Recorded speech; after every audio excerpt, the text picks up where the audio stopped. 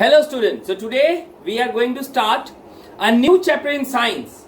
The name of the chapter is Force and Laws of Motion.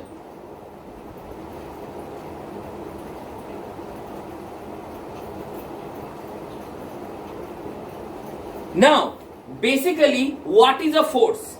In class 8 we have already studied that any push or pull that changes or tries to change the state of rest or motion of a body is known as force. The same definition can be applied here. खाली push और pull जगह लिखो any external cause or any physical cause that changes or tries to change the state of rest or motion of a body is known as force. ठीक है? So for example, I am trying to stop a car. I am trying to stop a car. I am applying my utmost force. जितना force है मेरे शरीर के अंदर, जितना ताकत है, सब हम लगा दिए कार को रोकने में. But will I be able to stop the car? No. The car will take me away. वो हमको लेके चला जाएगा. Why? क्यों? Because the car has a larger impulse than me, has a larger momentum than me.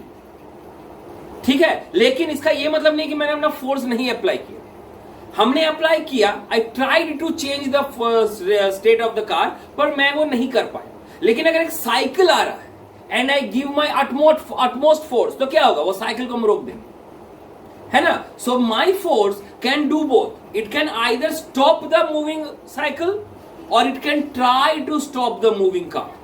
Means it can change the state of motion of a body or it can try to change the state of motion of a body. This is the definition of force. Then what can a force do? ये भी पढ़ चुके class 8 में. क्या था? Force can change the shape of a body. Force can change the direction of a moving body. Force can change the speed of a moving body. Force can start a resting body. जो body rest पे उसको लात मारे वो चलना शुरू हो गया. Force can stop a moving body. याद है ना? So these are the some of the causes or some of the consequences of force. कि force क्या क्या कर सकता है. Now, what is the unit of force? Unit of force is Newton. ठीक है? ये न्यूटन क्या होता है? This force is dependent on mass into acceleration. ये आप लोग सब पढ़े हैं. ये कैसे आया इसका डेरिवेशन हम लोग करेंगे. डोंट वरी, इसका डेरिवेशन है. लेकिन फिलहाल ये जान लो force equals to mass into acceleration. This we have already studied in class 8. अब फोर्स की जगह क्या लिखे? न्यूटन. मास की जगह क्या लिखेंगे? केजी. एक्सेलरेशन क्या लिखेंगे? Metre per second square. So therefore 1 Newton is the force applied on a mass of 1 kg which moves it with the acceleration of 1 meter per second square.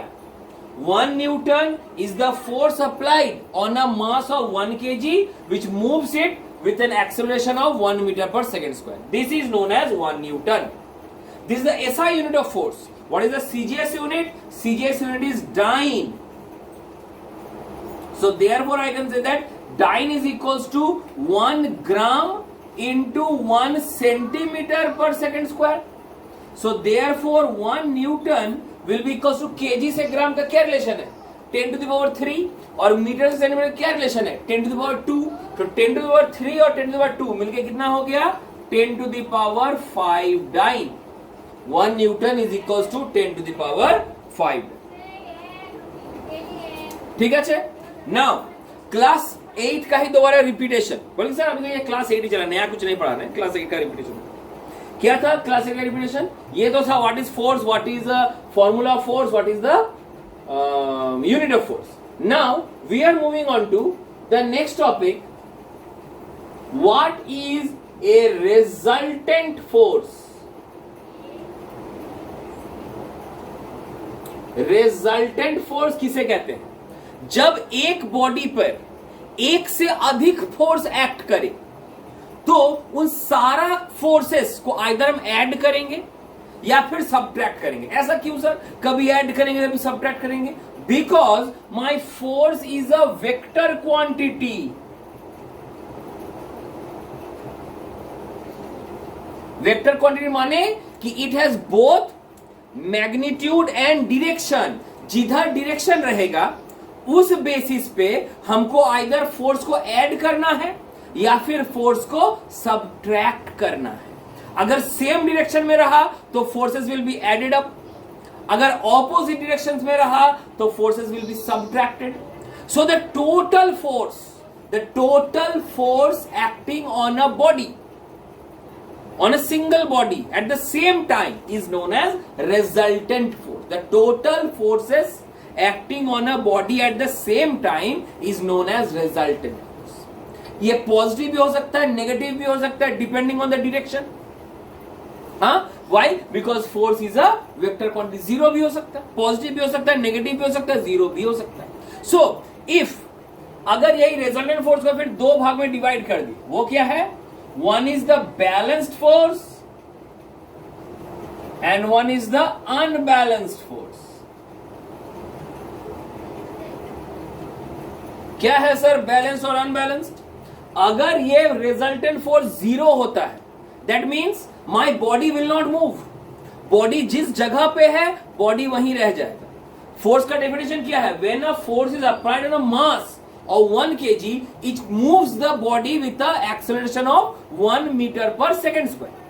ये डेफिनेशन है हमारा, correct. लेकिन अगर मेरा total force on the body अगर zero निकले, the total force on the body अगर zero निकले तो बॉडी कैसे मूव करेगा? तो वो बॉडी तो मूव नहीं कर पाएगा, वो बॉडी वहीं रह जाएगा। That is called a balanced force. लेकिन अगर टोटल फोर्स मेरा जीरो ना हो, पॉजिटिव हो या नेगेटिव हो, that is not my concern. Positive हो तो सेम डायरेक्शन जाएगा, नेगेटिव हो तो ऑपोजिट डायरेक्शन जाएगा, लेकिन मूव जरूर होगा। Such kind of force is known as unbalanced force.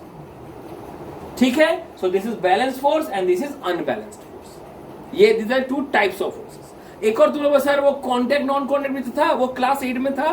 Class 8 में रहने दो, क्लास 9 में उसकी जरूरत नहीं पड़ेगी। सो व्हाट आई लर्न, यहां हमने पता चला कि फोर्स क्या है, what is the definition of force, what is the unit of force, what is the expression of force, और ये कैसे डिराइव हुआ, we shall explain this। अभी रुक जाओ, इसको बताएंगे। और फिर हमने क्या सीखा यहाँ पे कि what is resultant force। ठीक है? एक और चीज जानना है, मतलब ये एक और चीज, एक बहुत सारी, एक जानना है, दो जानना है, तीन जानना है और फाइनली 4।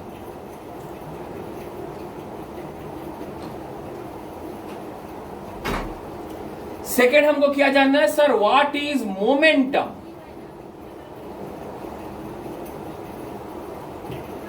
ये मोमेंटम क्या है?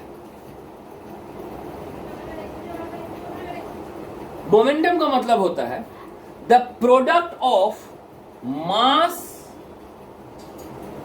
Into velocity. The total product of mass into velocity is known as momentum। ठीक है? So the total physical quantity obtained by multiplying mass and velocity can be told as momentum। मतलब जब भी हम कोई ऑब्जेक्ट का क्या बोलेंगे, फोर्स कैलकुलेट करना चाहेंगे तो सबसे पहले उसका मोमेंटम चेक करना पड़ेगा। मोमेंटम क्या होता है? उसका मास कितना है और उसका वेलोसिटी कितना है। फॉर एग्जाम्पल बताते हैं, देखोगे एक ट्रेन को ब्रेक लगाने में उसको बहुत दूर से ट्रेन को स्लो करना पड़ता है। धीरे धीरे धीरे धीरे धीरे धीरे धीरे धीरे धीरे धीरे उसको ट्रेन स्लो करना पड़ता है। एक बार में ट्रेन स्लो करेगा तो ट्रेन पटरी से पलट जाए, है ना? उसी तरह तुम अगर एक बाइक चला रहे हो, बाइक को जाते जाते अगर तुम बहुत जल्दी ब्रेक मारोगे डिस्क ब्रेक तो शायद कंट्रोल हो भी जाए, लेकिन एक कार को अगर सडन ब्रेक करेंगे तो कार स्किड कर जाएगा, कार शायद पलट जाएगा। ऐसा क्यों होता है? मोमेंटम। मास एक ऑब्जेक्ट का जितना बड़ा होता है और अगर वो हाई स्पीड में हो तो उसका मोमेंटम, मास भी ज्यादा, वेलोसिटी भी ज्यादा, तो उसका मोमेंटम बहुत ज्यादा है। ठीक है? वो मोमेंटम को एक बार में हम स्टॉप नहीं कर सकते, ठीक? क्योंकि मोमेंटम फोर्स का एक बहुत बड़ा फैक्टर है, पढ़ेंगे हम इसके बारे में।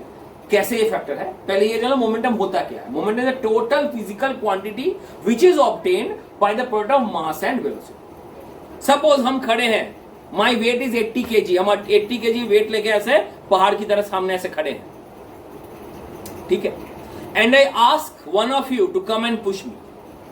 सो अगर तुम आके हमको ऐसे धक्का देते हो तो शायद हम ऐसे हिलेंगे जरा सा, but I will not fall down, because why, I have a better grip over myself. हम बहुत स्ट्रांगली खड़े हैं यहाँ पे, वो तुम्हारे पुश से हमको कुछ होने वाला नहीं है, ठीक है। लेकिन अब सोचो, now I am asking one of you to run, दौड़ के और फिर हमको धक्का मारो।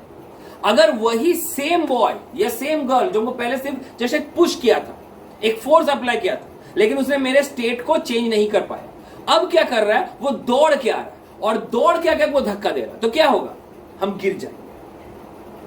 क्यों भाई, उसका मास तो सेम है, बॉडी तो चेंज नहीं हुआ, वही सेम आदमी था, तो चेंज क्या हुआ, पहले उसका वेलोसिटी था ऑलमोस्ट 0, उसने बहुत हल्का से धक्का दिया, लेकिन जब दौड़ के आया उसका वेलोसिटी बहुत बढ़ गया, मास सेम रहा लेकिन वेलोसिटी बढ़ गया, मतलब अल्टीमेटली क्या बढ़ गया, मोमेंटम बढ़ गया, तो उसका फोर्स भी बढ़ जाएगा, और उस फोर्स से अगर हमको धक्का मारे तो हम गिर जाएंगे, ठीक है। So this is what momentum is. Third, you must know what is an impulse.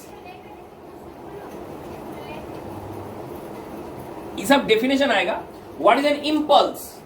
Impulse का मतलब होता है when a large amount of force is applied in a very short period of time, the impact of force is too much।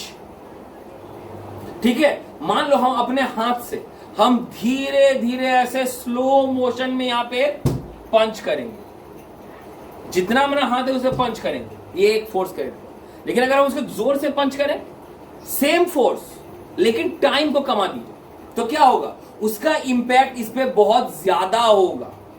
That is called an impulse.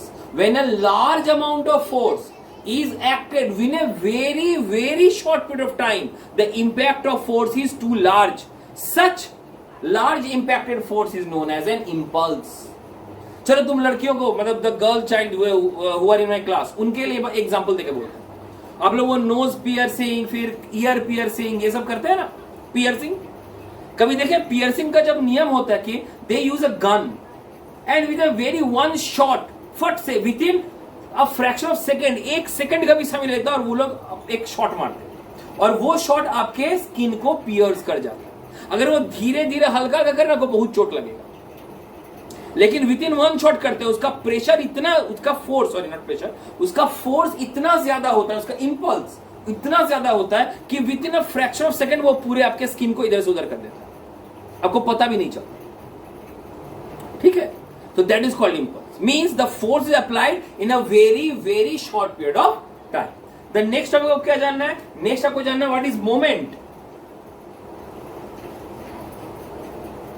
Moment of force.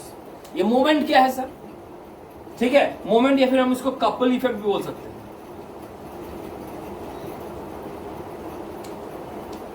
जब एक body पे दो अलग अलग, एक body पे दो force act करे इन टू डिफरेंट डायरेक्शंस। मान लो ये एक बॉडी है,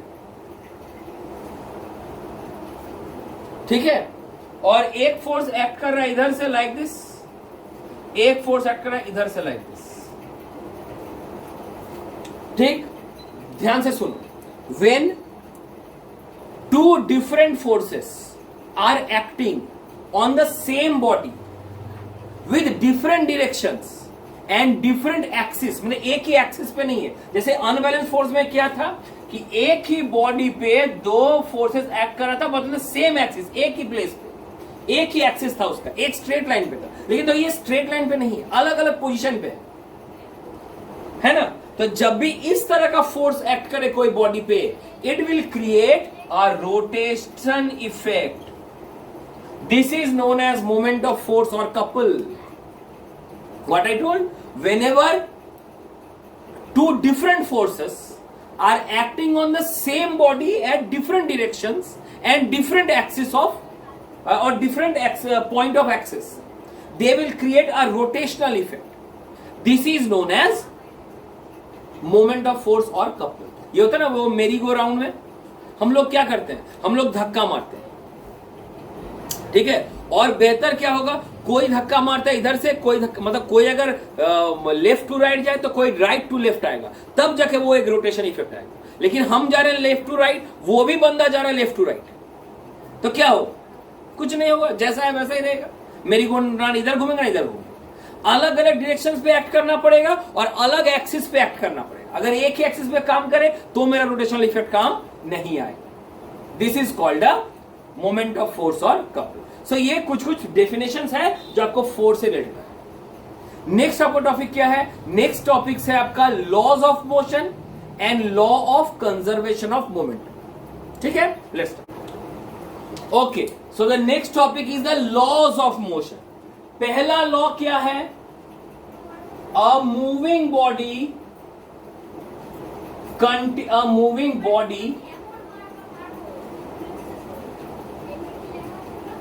continues to move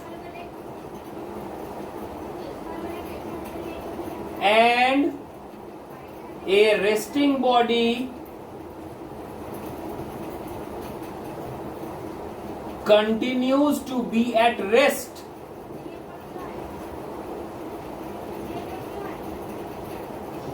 until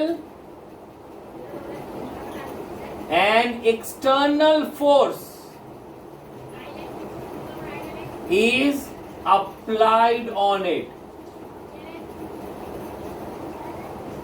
This is also known as law of inertia.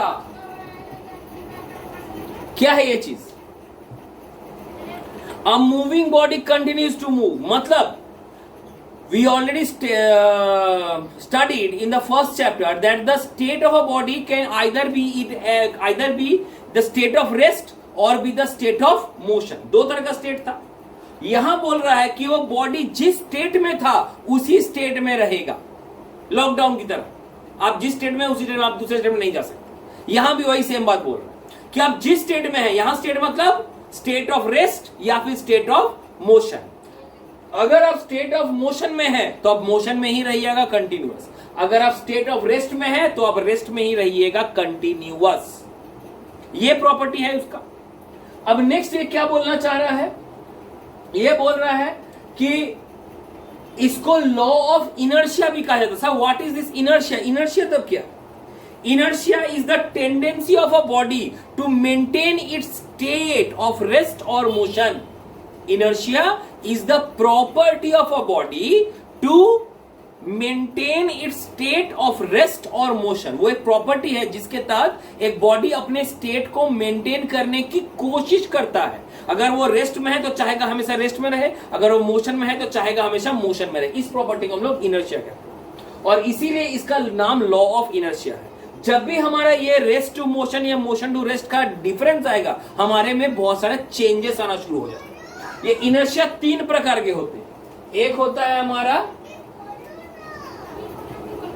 Inertia of rest, एक होता है इनर्शिया ऑफ मोशन और एक होता है इनर्शिया ऑफ डायरेक्शन। ठीक है, हम तीनों का एग्जांपल बोलते हैं। जैसे इनर्शिया ऑफ रेस्ट का मतलब क्या है, अगर मेरा बॉडी रेस्ट में है और अचानक उसको अगर मोशन में चेंज करें तो हम गिर जाएंगे। इनर्शिया वो नहीं हो। इनर्शिया क्या प्रॉपर्टी है कि हम जिस स्टेट में चाहे मेरे बॉडी को उसी स्टेट में रखने की कोशिश करता है। अगर हमको जबरदस्ती चेंज करने की कोशिश करें तो वो हमारे बॉडी को हार्म करेगा, हमको गिरा देगा या हमको पलट देगा। कैसे? मतलब हम बस पे खड़े बोलते हैं ना, बस में खड़े हैं, बस रुका हुआ है, ऐसे हाथ पकड़ के खड़े हैं बस के ऊपर हैंड पे, अचानक बस स्टार्ट कर दी, क्या होगा? पीछे तरफ ऐसे हम लोग हो जाते। वाई? क्यों? द रीजन इज दैट हमारा बॉडी क्या था, हमारा बॉडी था स्टेट ऑफ रेस्ट। करेक्ट, बस भी था स्टेट ऑफ रेस्ट। हम बस के ऊपर खड़े हैं, मेरा पैर मेरा बॉडी पूरा बस के ऊपर था, मेरा बॉडी बस सब कुछ था स्टेट ऑफ रेस्ट। हम खड़े हैं, आई वॉज अनअवेयर कि ड्राइवर बस को स्टार्ट कर। जैसे बस को वो स्टार्ट किया, क्या हुआ? बस मूव करने लगा।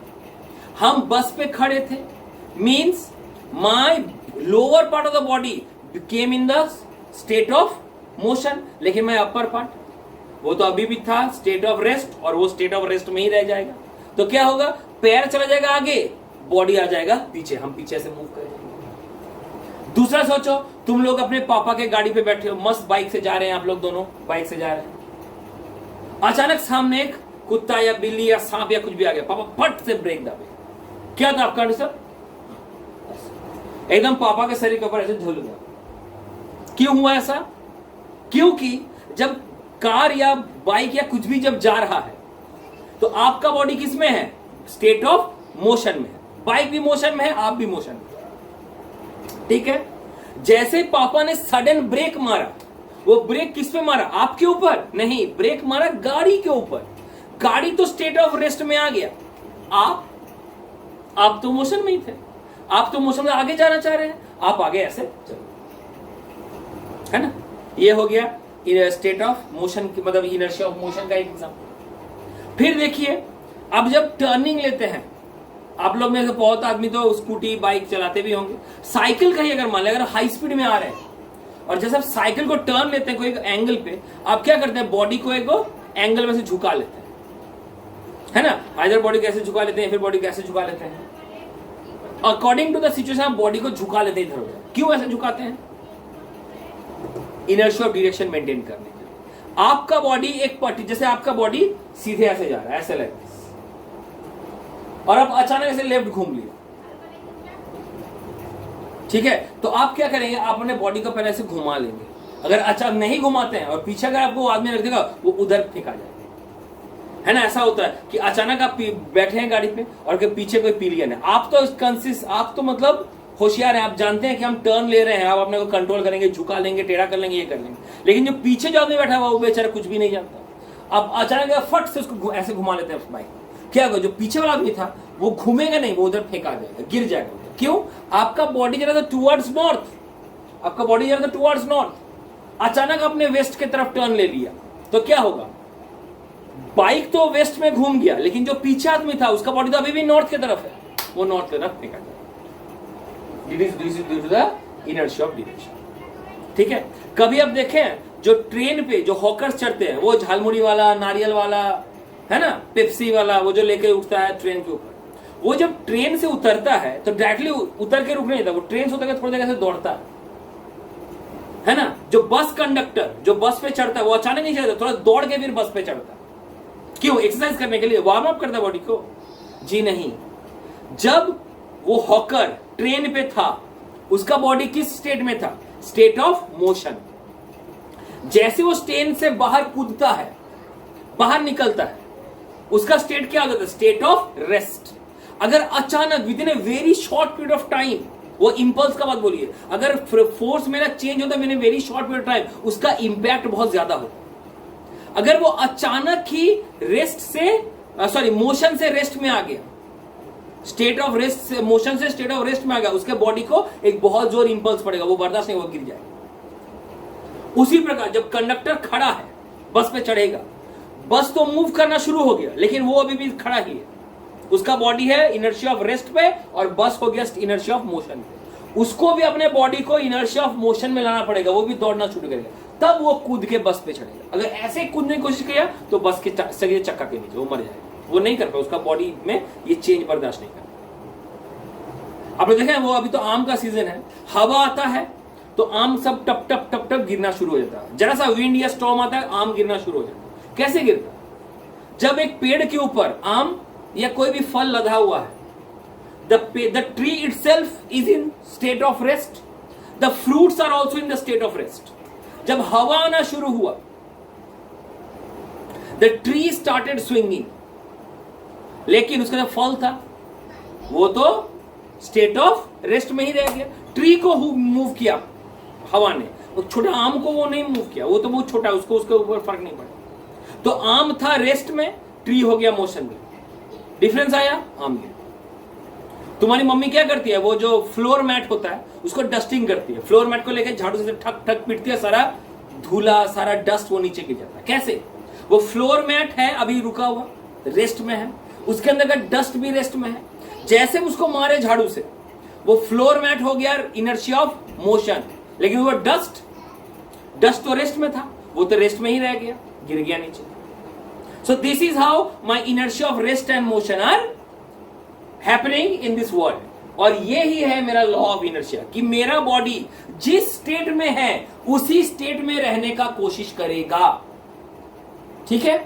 और अगर हम उसको चेंज करते हैं, अगर उसको हम बहुत ज्यादा समय में अगर ये चेंज करें, फोर्स को अगर ज्यादा समय तक ले जाएं, तो वो शायद हम बर्दाश्त करें। लेकिन अगर कम समय में करते हैं, इंपल्स जो बोले वही, कार को अचानक स्टार्ट कर दे तो आप पीछे चले आएंगे, लेकिन अगर धीरे धीरे स्टार्ट किया तो फोर्स आपका बॉडी बर्दाश्त कर ले। लेकिन अगर इंपल्स एक्शन हुआ, मतलब high amount of force acting in very short period of time, वो आपका बॉडी बर्दाश्त नहीं, आप पीछे से गिरते हैं, ठीक है ना। सो this is how my inertia. इसके ऊपर कोई न्यूमेरिकल्स नहीं, खाली गिव यूज आएगा कि ऐसा क्यों होता है, ऐसा क्यों होता है, आदमी क्यों गिर जाता है, पत्थर क्यों गिर जाता है, वगैरह वगैरह, ठीक है। Now the second law, what is the second law? Second law states that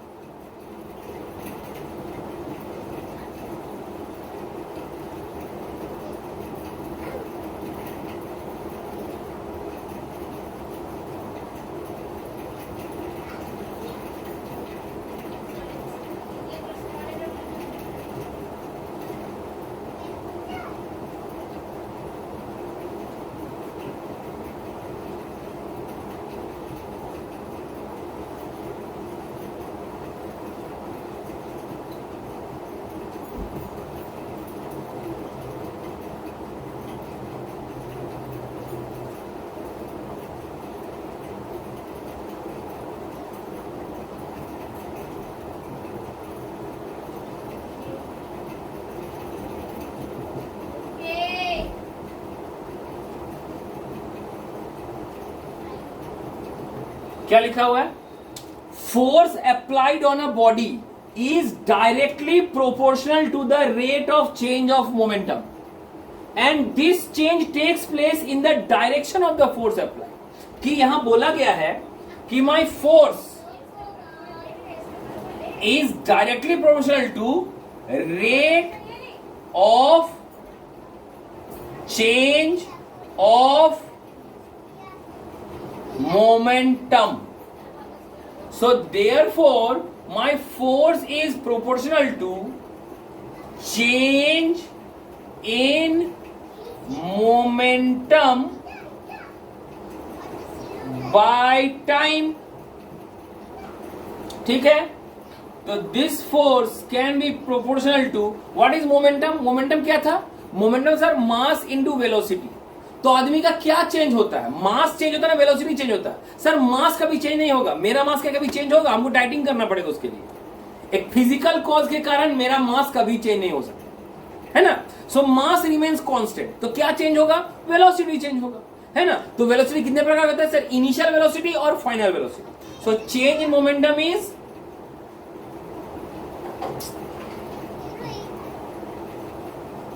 final momentum minus initial momentum by time. So force is proportional to m into v minus m into u by t. So force is proportional to m bracket में v minus u by t, that is equals to m into a, है ना। क्यों sir? v minus u by t, chapter 1 से याद करो, a equals to v minus u by t. तो हमको क्या मिला? हमको मिला force is proportional to m a. हमको मिला force is proportional to m a, लेकिन प्रोपोर्शनल नहीं, हमको इक्वल्स टू का साइन चाहिए। सो हम लिखेंगे therefore force is equals to constant into M में, और डायरेक्टली लिख सकते हैं F is equals to M into A. ये कांस्टेंट को हम लोग 1 पकड़ लिए। कांस्टेंट जब ये प्रोपोर्शन से इक्वल्स टू में चेंज करेंगे, हमको कुछ ना कुछ कांस्टेंट मल्टीप्लाई करना पड़ता है। वो पढ़े ना डायरेक्ट इनवर्स प्रोपोर्शन, ये डायरेक्टली प्रोपोर्शनल है। Force is directly proportional to mass into acceleration. तो अगर हम इसको प्रोपोर्शन से इक्वल टू में चेंज करेंगे, हमको कुछ ना कुछ मल्टीप्लाई करना पड़ेगा। This is known as the constant of proportionality. Constant of proportionality. So ये के हमने एक इंटू किया है कांस्टेंट ऑफ प्रोपोर्शनैलिटी। अगर ये k को हम लोग 1 कंसीडर कर ले तो क्या हो जाएगा, F is equal to ma. So this is how my formula F equal to ma is derived. It is derived from the second law of motion. मतलब ये डेरिवेशन भी आपको पढ़ना पड़ेगा. क्वेश्चन देगा ऐसा कि what is second law of motion, how can we use to derive the expression of force. तो आपको ये लिखना भी पड़ेगा और ये पूरा डिराइव करके भी दिखाना पड़ेगा. ठीक है. अच्छा, तो अब सवाल हो गया सर इसके ऊपर क्वेश्चन कैसा है. इसके ऊपर दो तरह का क्वेश्चन. एक तो न्यूमेरिकल्स आएगा इस फॉर्मूला के ऊपर, F इक्वल्स टू ma. ये formula very very important formula है. इसके ऊपर न्यूमेरिकल्स तो आएगा ही आएगा. और दूसरा आएगा गिव रीजंस, कि हम ये बोला force is directly proportional to rate of change of momentum, कि मोमेंटम को हम जितना देर से चेंज करेंगे मेरा फोर्स उतना कम हो. और फोर्स और जितना जल्दी चेंज करेंगे, वही इंपल्स वाला बात, कि फोर्स अगर जल्दी चेंज करें तो अगर तो उसका इंपैक्ट ज्यादा होगा, और फोर्स अगर देर से चेंज करें तो उसका इंपैक्ट कम होगा. एग्जांपल देकर बताते हैं. आप लोग में से बहुत आदमी क्रिकेट खेलते हैं ना, क्रिकेट है ना, मिस्टर उत्सव, मिस्टर प्रियांशु, आप लोग बड़े बड़े प्लेयर हैं भाई साहब, तो आप लोग से थोड़ा सा आप लोग और अच्छा जानेंगे. क्रिकेट खेलते हैं तो जब आप लोग कैच करना सिखाया जाता है कोई बॉल, तो बोलते हैं ना बॉल को ऐसे मत पकड़ो, तो ऊपर पकड़ो, और बॉल को जब आता है तो कैच करने के बाद you have to pull your hand backwards. हाथ को तो ऐसे पीछे खींच ले. जो विकेट कीपर होता है वो बॉल को लेकर ऐसे करता है. क्यों? वाई? स्टाइल है ना, थोड़ा कूल फील होने के लिए. बिल्कुल नहीं, दैट इज द रीजन. उसका कारण है. क्या कारण है सर? वो बॉल का मास कितना होता है? ऑलमोस्ट 700 ग्राम्स और 800 ग्राम्स का एक बॉल. ये बहुत हाई स्पीड से आ रहा है, मतलब उसका मोमेंटम बहुत ज्यादा है. बहुत हाई स्पीड में बॉल आ रहा है. अगर आप उसको एक बार में रोक लेते हैं, अगर ऐसे भी रोकते तो ऐसे करते हैं, मतलब बॉल को पकड़ के हाथ को पीछे खींचते हैं लाइक दिस. अगर आप नहीं खींचते, बॉल को ऐसे रख देते हैं, तो बॉल जो एक मोमेंटम के साथ आ रहा है वो आपके हाथ में आने के साथ रुक जा रहा है. मींस वो जो भी मोमेंटम है 100, 200, 300 कुछ भी, आई डोंट नो, 200 टू 0 वो हो गया विद इन 0.1 सेकेंड. 1 सेकेंड भी नहीं लगा, वो मोमेंटम 300 से 0 हो गया. मतलब a large amount of momentum is acting in a very small amount of time. आपका फोर्स बहुत ज्यादा होगा, बहुत जोर से हाथ में लगेगा, आप उसको पकड़ नहीं पाएगा, हाथ से गिर जाएगा. लेकिन जैसे ही बॉल आया, अब पकड़ने के साथ बॉल को ऐसे पीछे रिट्रैक्ट कर, तो जैसे आप इसको रिट्रैक्ट करते हैं तो ये 0 होने में उसको कम से कम 2 या 3 सेकंड का वक्त मिल जाता है. मतलब आपका वो जो फोर्स था वो 300 से 0 हुआ पहले का केस में 0.1 सेकंड में, और अगली बार 300 से 0 हुआ 3 सेकंड में. ठीक है. तो दोनों बार में देखिए, एक बार में very short period of time, एक में टाइम बढ़ गया. जैसे टाइम बढ़ गया मेरा फोर्स कम गया. ठीक है. आपको कम चोट लगेगा, you can easily catch it. ठीक. एक जो लॉन्ग जंप करते हैं, देखिए ना, long jump, high jump school में होता है आप लोग. तो लॉन्ग जंप करने के लिए they are provided a sand bed और अ स्पॉन्ज बेड. उस पर आपको कूदना बोलता है. कभी नहीं बोलता कि एक हार्ड फ्लोर है उसको पर कूद जाए, कभी नहीं बोलता, बोलेगा भी नहीं. क्यों नहीं बोलेगा सर? क्योंकि अगर वो एक स्पॉन्ज के ऊपर नहीं कूदे या सैंड के ऊपर नहीं कूदे तो उसका हड्डी टूट जाएगा. कैसे? मान लो हम दौड़ के आ रहे हैं, या कोई, चलो एक स्पोर्ट्समैन, चलिए I am taking the example of mister Siddharth, बहुत स्पोर्ट्समैन है बेचारा. चलो, उसका वेट कितना होगा? 40-45 केजी. ठीक है. तो 40 या 45 केजी, 45 केजी का वो वेट से वो दौड़ रहा है विद अ पर्टिकुलर स्पीड. मतलब उसके बॉडी में एक अच्छा खासा मोमेंटम है. अब जैसे वो एक फ्लोर पे कूदेगा, और फ्लोर एकदम हार्ड है, तो जैसे वो मोमेंटम से कूदा, उसका मान लो वेट है 45, मास है 45, और उसका स्पीड है 10 मीटर पर सेकेंड. तो 45 इंटू 10 कितना? 450. सर 450 मोमेंटम के साथ वो दौड़ रहा है. जैसे वो फ्लोर पे कूदा, उसका मोमेंटम क्या होगा? 0, क्योंकि वेलोसिटी 0. तो 450 से 0 होने में उसको कितना समय लगा? 1 सेकंड भी नहीं, 0.1 सेकंड. मतलब सच्चा amount of change of momentum हुआ, लेकिन टाइम मिला just 0.1. With in a very less time. Force मेरा बहुत है, उसका बहुत जोर चोट लगेगा पैर में, मैं हो सके पैर टूट भी जाए. लेकिन अगर नीचे सैंड रहे, देखते हैं ना, तो जैसा कि कूदता है, whenever the runner runs and jumps on the sand, वो एक बार में स्टॉप नहीं, सैंड में कुछ देर तक वो सिंक कर जाता है, सैंड में कुछ देर तक वो स्लाइड कर जाता है. तो ये स्लाइड करने में उसको 2-4 सेकंड का टाइम लगता है। तो जब तक वो टाइम उसको जीरो, मतलब एक बार में तो जीरो नहीं हुआ, वो 450 से जीरो होने में उसको 4 सेकंड का समय लगा। तो therefore my time increases and my force decreases, उसको कम चोट लगेगा, है ना। यही है। एक अंडा, एग को अगर हम ऐसे लेके नीचे फेंके और एक हार्ड फ्लोर पे, वो अंडा टूट जाए, लेकिन उसको अगर बेड पे फेंके तो शायद वो अंडा ना टूटे। क्यों? एक फ्लोर पे सेम एक अंडा एक पूरे फोर्स के साथ नीचे जा रहा है, उसका कुछ मास है और एक वेलोसिटी है। जैसे वो हार्ड फ्लोर को आके कांटेक्ट करता है, वो मोमेंटम 1 सेकंड से भी कम समय में जीरो हो जाता है। There is a large change of momentum within a very short period of time, hence the force acting on the egg will be too much. लेकिन अगर हम एक बेड पे गिरा, तो बेड में जनरली मैट्रेस या कुशन रहता है, तो एक क्या होगा, वो कुशन पे ऐसे नीचे जाके ऐसे रिट्रैक्ट करेगा, जंप करेगा। इससे क्या होगा, मतलब वो एक बार में जीरो नहीं हो रहा, उसको जीरो होने में 2 सेकंड या 3 सेकंड का समय लग रहा। तो उसके कारण as my time increases my force decreases, उसको कम फोर्स लगा, वो बच गया। बस समझ में आया? कभी देखोगे अगर एक्सीडेंट जब होता है, तुम धीरे धीरे गाड़ी चला के जाओ, मतलब एक कार है मान लो, I am driving my car at 10 metre per second, 10 metre per second के स्पीड से एकदम धुकुर धुकुर धुकुर धुकुर धुकुर धुकुर कार चला एकदम वेरी स्लो, और हम जाके किसी को हिट कर दिए, क्या होगा?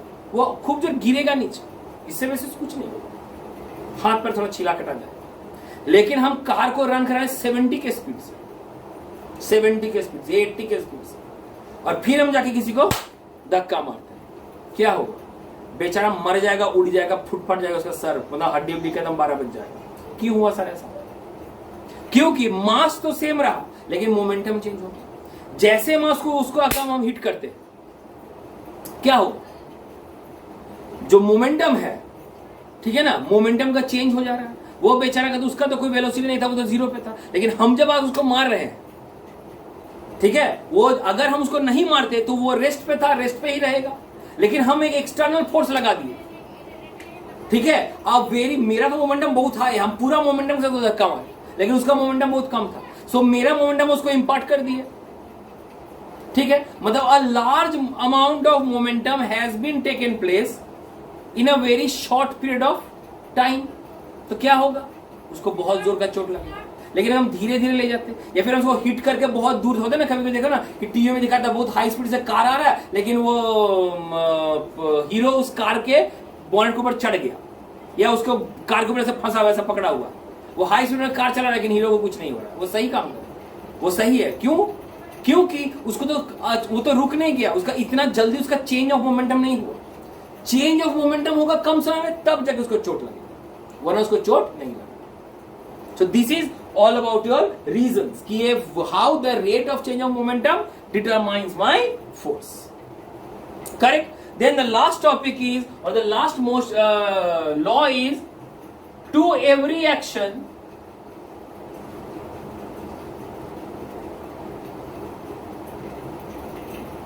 there is an equal and opposite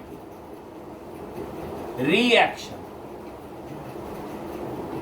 इसका मतलब हम कोई भी फोर्स अप्लाई करें जिस बॉडी पे, वो बॉडी भी हमको उतना ही फोर्स से में जवाब देगा। हम एक बॉडी को जितना फोर्स अप्लाई करेंगे, वो हमको उतना ही फोर्स अप्लाई करेंगे। अगर हम किसी को एक थप्पड़ मारते हैं, जितना जोर से हम थप्पड़ मारेंगे उसके गाल पे, उसको चोट लगेगा, उतना ही जोर मेरे हाथ में भी लगेगा, क्योंकि वो गाल हमको उल्टा, हमको भी फोर्स लगेगा, है ना। अगर हम किसी को किक करते हैं, तो जितना जोर से हम उसको किक करेंगे, वो बॉडी हमको उतना ही फोर्स में मेरा पैर को पीछे ढकेलने की कोशिश करेगा। व्हाई? इसको फॉलो करेंगे, inertia of law of inertia को मेंटेन करना, है ना। वो जिस स्टेट में था उस स्टेट में रहने का कोशिश करेगा, और इससे फाइट करने के लिए वो क्या करेगा, जो एक्सटर्नल फोर्स लग रहा है उसको उतना ही फोर्स उसको वापस देगा, ठीक है। बस समझ में आ रहा है? ये होता है मेरा to every action there is an equal and opposite reaction. देखे होंगे जब एक बंदूक चला जाता है, आप लोग पता नहीं if you are following that NCC और not, in DAV, in Guruteg, in that school, they are getting that NCC certification, they are having the NCC programs in the schools। सो आप लोग एनसीसी करने अगर जाते हैं तो कंधे पर ऐसे बंदूक रख के आपको एयर फायरिंग करने का प्रैक्टिस सिखाया देता है। पहली बार अगर आप गन फायर करेंगे ना तो आप ऐसे पीछे फेंका जाएंगे, जस्ट आप खड़े नहीं रह पाएंगे अपने पैर। Do you know why? क्योंकि जितना जोर से वो गन जितना जोर बुलेट आगे जाए उतना ही जोर से वो गन पीछे आए और आपको धक्का मारेगा। ठीक है, कभी ऐसे रख के गन बंदूक मत चलाना, क्योंकि जितना जोर से बुलेट आगे जाएगा वो गन उतना पीछे आएगा, आपके बुक में मारेगा, धड़ाम आपके हार्ट में लगेगा, आप वहीं से मर जाए। इसलिए जब भी गन चलाने बोलते हैं कंधा पे ऐसे रख के चलो, कंधे पे। क्यों? आपका कंधा वो शॉक बर्दाश्त कर ले, लेकिन हार्ट या पेट ये बर्दाश्त नहीं कर पाए। ठीक है, कोई भी फोर्स हम जो अप्लाई करते हैं इस दुनिया में वो हमको उल्टा फोर्स देता है। अब यहां पे एक बहुत कंफ्यूजिंग एक बात आ जाता है, बैलेंस्ड अनबैलेंस्ड फोर्स पे। एक स्टूडेंट ने सवाल पूछा कि सर अगर हर फोर्स का एक ऑपोजिट फोर्स होता है तो इस दुनिया में तो कोई चीज मूव ही नहीं होना चाहिए। हम लोग कैसे? सर सपोज हम रास्ता में चलना शुरू किए तो हमने पैर से चलेंगे, I will use my legs. ठीक है, so if I am applying a force of 100 Newton on my legs, I will also get back a force of 100 Newton in the backward direction. अगर हम फॉरवर्ड डायरेक्शन में देते हैं 100 Newton तो हमको backward में भी कितना मिलेगा? 100 न्यूटन। ये न्यूटन ने बोल के क्या था? Law of motion. तो हमने आगे दिया फोर्स 100, उसने पीछे दिया फोर्स 100, तो एक बैलेंस फोर्स क्या हो जाएगा? रिजल्टेंट फोर्स आगे 100 पीछे 100, 0। रिजल्टेंट फोर्स कितना हो गया? 0। जब बॉडी रिजल्टेंट फोर्स जब 0 हो, बैलेंस फोर्स हो, तो बॉडी मूव करता है क्या? बॉडी मूव नहीं करता। तो मेरा बॉडी कैसे मूव किया? अगर हम साइकिल करते हैं तो पैडल करेंगे, हम जितना जोर से पैडल को आगे ढकेलेंगे उतना ही जोर हमको पीछे भी मिलेगा, न्यूटन ने बोला। तो अगर हम पैडल को करते हैं 200 न्यूटन आगे देते हैं तो हमको 200 न्यूटन वापस भी मिलना चाहिए।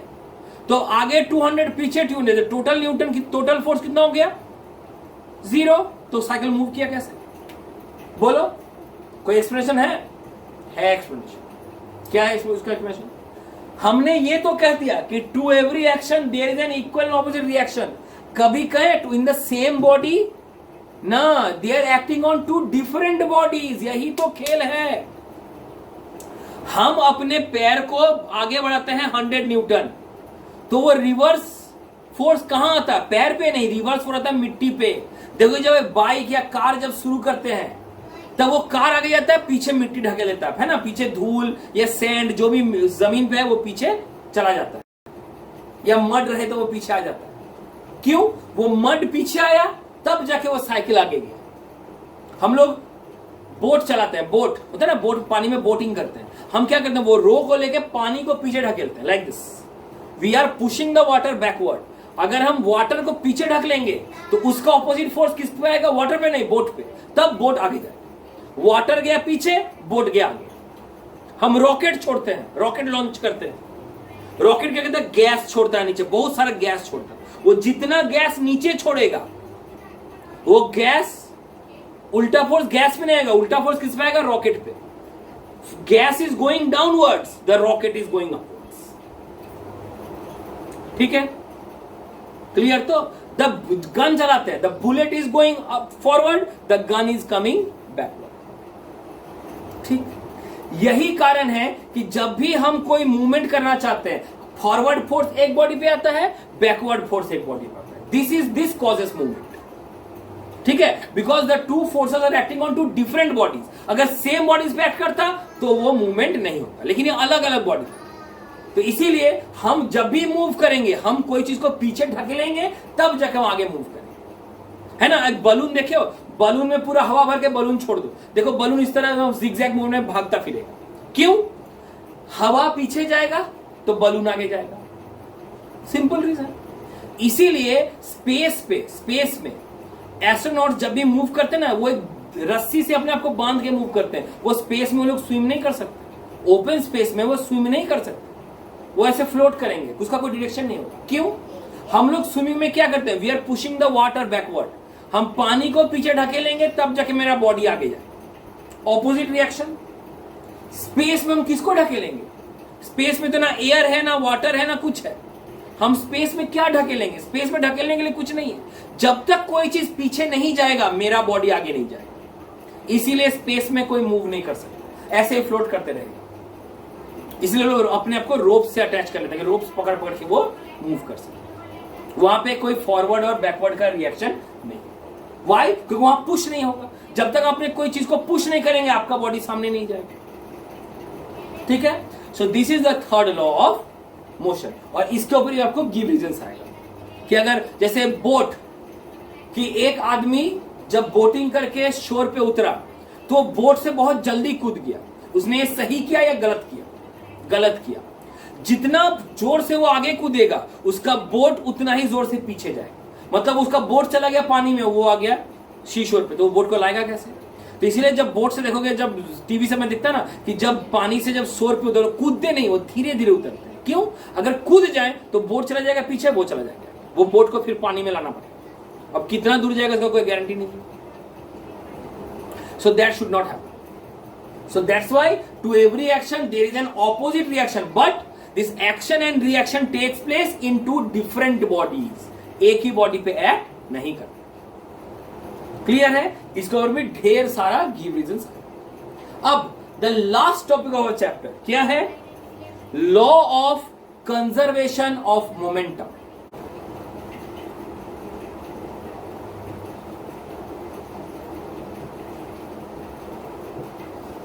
आप बोलेंगे सर ये मोमेंटम तो क्या समझ गया? मोमेंटम होता है मास इंटू वेलोसिटी। तो इसका कंजर्वेशन क्या होता है? सर हम लोग कंजर्वेशन ऑफ एनर्जी पढ़े हैं, कंजर्वेशन ऑफ मास पढ़े हैं, या कंजर्वेशन ऑफ मोमेंटम पढ़ना।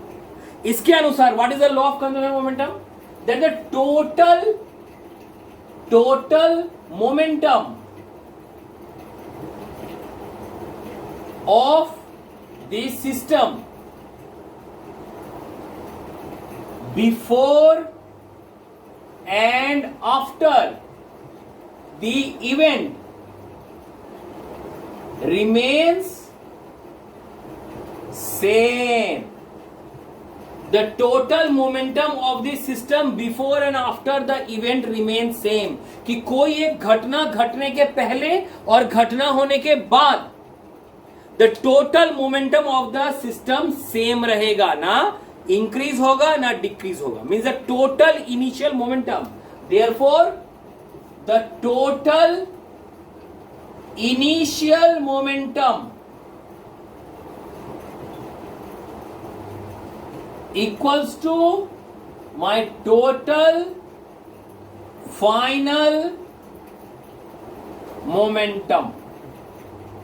ठीक है, ये इसको एक्सप्लेन करते हैं। सपोज एक बॉल जिसका मास है 1 kg is moving with a velocity of 10 metre per second and a ball of mass 2 kg is at rest. ये मूव नहीं कर रहा। जब होता है बिलियर्ड्स में, बिलियर्ड्स देखे ना, वो स्नूकर जो खेलता है स्टिक से, वो व्हाइट बॉल से हम दूसरे बॉल को हिट करते हैं तो क्या होता है? वो व्हाइट बॉल रुक जाता है, दूसरा बॉल मूव करना शुरू हो जाता है। तो हमने भी क्या किया? इस बॉल से इस बॉल को हिट किया, तो इसका रिजल्ट क्या हो गया? ये छोटा बॉल जो 1 kg वाला बॉल था रुक गया, और ये जो बड़ा बॉल था ये मूव करना शुरू किया। कितना स्पीड से? सर वही हमको निकालना, वो हमको निकालना। तो चलो, मोमेंटम का फॉर्मूला क्या होता है? Mass into velocity. और ये मोमेंटम को हम लोग रिप्रेजेंट करते हैं as P. P capital P, small P नहीं, कैपिटल पी। हाँ, तो बोले तो यहां मोमेंटम, यहां लिखेंगे P1। मोमेंटम क्या होता है? Mass into velocity. कितना है मास? 1 kg। वेलोसिटी कितना है? 10। तो P1 हो गया 1 into 10, that is equal to 10। इसका P2 कितना हो जाएगा? 2 into 0। Mass is 2 but velocity is 0, वो रुका हुआ था, तो ये टोटल कितना हो गया? 0। सो लिखेंगे therefore total initial P means total initial momentum equals to 10 plus 0, 10 kg metre per second. ठीक है, इन हम मोमेंटम यूनिट क्या लिखे? kg metre per second. Why? क्योंकि मोमेंटम क्या होता है, मास इनटू वेलोसिटी। मास माने कि केजी, वेलोसिटी माने metre per second. So therefore momentum will be equals to KG metre per second. Okay, so this is the P1। अब यहां देख लो, यहां P1 कितना है, 1 इंटू 0, 0, क्योंकि ये सर मूव नहीं कर रहा है, इसका वेलोसिटी 0। इसमें क्या करना है, P2 equals to 2 kg into velocity कितना है पता नहीं, तो velocity I will take as x, that is 2x। So therefore total final momentum कितना हो जाएगा, 0 plus 2x is 2x kg metre per second. So हमारा लॉ क्या बोलता था, total initial momentum equals to total final momentum, means total initial momentum is equals to total final momentum. So I can write 10 is equals to 2x. So therefore x will be equals to 5 metre per second.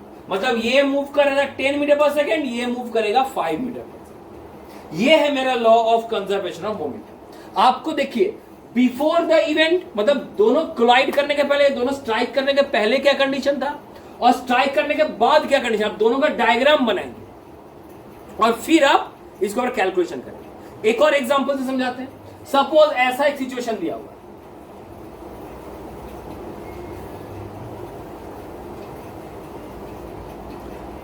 कि एक ball और दो, यहां दो same size, okay, ये भी 1 kg, ये भी 1 kg, ये मूव कर रहा है 10 मीटर पर सेकेंड, ये मूव कर रहा है 20 मीटर पर सेकेंड, लेकिन ये इधर मूव कर रहा है, ये इधर मूव कर रहा है। आफ्टर द इवेंट क्या होता है,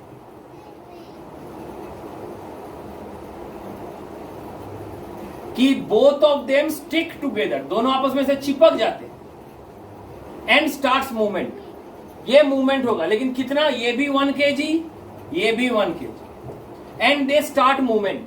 किधर होगा वो भी नहीं, कितना मोशन होगा वो भी नहीं, कैसे निकालेंगे। तो चलो हम पहले वाला देखते हैं।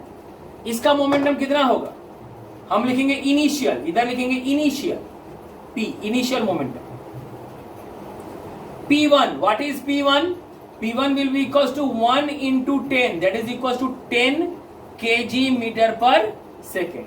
What is P2? P2 will be 1 into minus 20. Sir minus क्यों लिए, ऑपोजिट डायरेक्शन में है, ठीक है। तो मोमेंट, पहले बोले force, momentum, velocity, they are all vector quantities. हमको मैग्नीट्यूड और डायरेक्शन दोनों का ही ध्यान रखना पड़ेगा। तो 1 इंटू -20 कितना हो गया, -20 kg metre per second. Therefore total initial P कितना हो गया, 10 माइनस ये हो गया -10 kg metre per second. Okay, now अब लिखेंगे final P।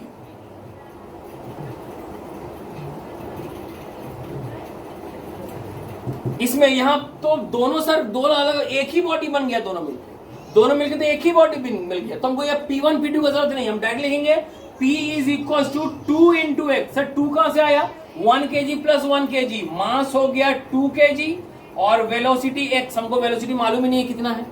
So 2 into X that is equal to 2x kg metre per second. So therefore initial momentum equals to final momentum. तो यहां क्या लिखेंगे, I will write -10 equals to 2x। So therefore x will be equals to -5 metre per second. Minus means the body will move towards this side, means the body will move towards the force of the second body, क्योंकि second body को हम negative लिए थे, और मेरा velocity भी किस में आया, नेगेटिव में, मतलब वो इधर मूव करेगा। कितने वेलोसिटी के साथ, -5 मीटर पर सेकंड के साथ। मतलब तुमको पहले क्वेश्चन दिया रहेगा, देखना पड़ेगा क्वेश्चन में क्या दिया, कि एक बॉडी रुक गया, एक बॉडी मूव करने लगा, दोनों बॉडी आपस में चिपक के मूव करने लगा, दोनों बॉडी आया, इससे स्ट्राइक किया, दो डिफरेंट बॉडी डायरेक्शन में चला गया। तुमको क्वेश्चन में लिखा रहेगा, तुम डायग्राम ड्रॉ करो, फिर अलग अलग करके इनिशियल फाइनल निकालोगे। and finally you will do, you will equate them both. Why? Because total initial momentum is total final momentum. बस तुम्हारा जो निकालना है वो निकल जाए. So this is how my law of conservation of momentum is done. चलो तुमको एक एग्जांपल देता है न्यूमेरिकल्स का अबाउट फोर्स का एक क्वेश्चन देता है.